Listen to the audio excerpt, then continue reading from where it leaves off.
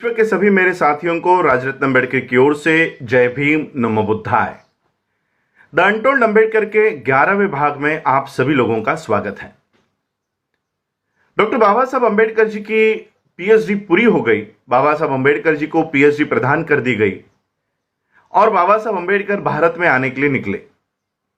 बाबा साहब अम्बेडकर जी के कार्यकर्ताओं को पता चला कि बाबा साहब अम्बेडकर जी को पीएचडी प्रदान कर दी गई है और बाबा साहब किस बोर्ड से आने वाले हैं, कौन से तारीख को मुंबई में पहुंचने वाले हैं, यह सारी जानकारी मुंबई के कार्यकर्ताओं को मिली।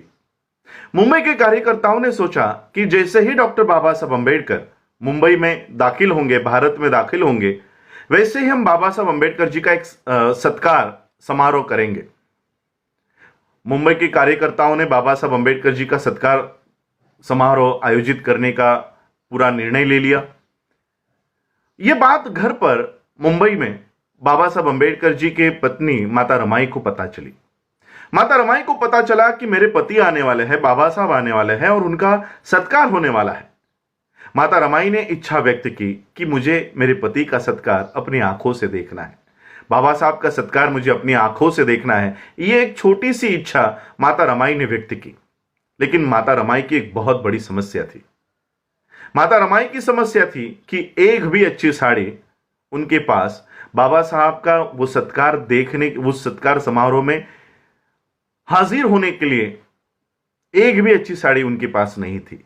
जो साड़ी माता रमाई ने पहनी हुई थी वो 7 जगहों से फटी हुई थी और ऐसे फटे हुए साड़ी में बाबा साहब का सत्कार देखने के लिए जाए तो लोग बाबा साहब को ताना देंगे, बाबा साहब को बुरा भला कहेंगे कि देखो अपनी पत्नी को बाबा साहब कैसे रखते हैं।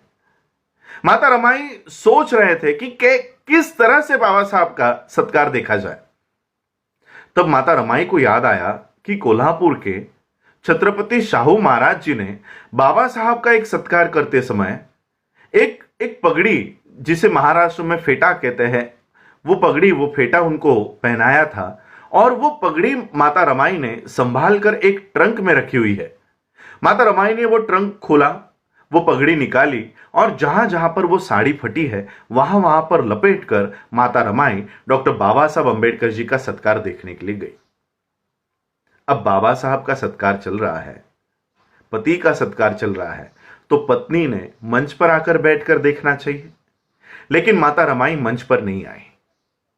कम से कम पहले पंक्ति में बैठकर डॉक्टर बाबा साहब अम्बेडकर जी का सत्कार माता रमाई ने देखना चाहिए, लेकिन माता रमाई पहले पंक्ति में भी आकर बैठकर वो सत्कार नहीं देख रही थी।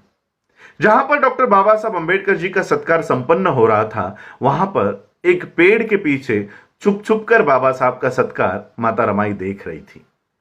अब बाबा साहब का ध्यान पूरे समाज पर था।